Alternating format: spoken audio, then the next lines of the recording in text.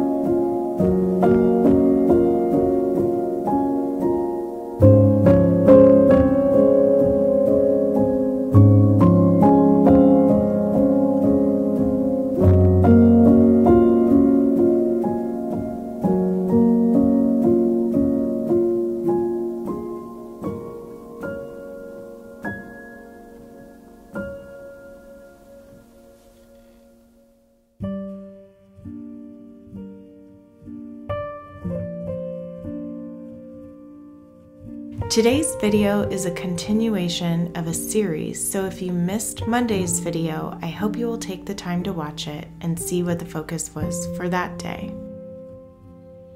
As we work through this new cleaning schedule I found in Hilary of Old World Homes 2022 Christmas Planner, I have a combination of tasks I'll share to be done daily and others just weekly or as needed.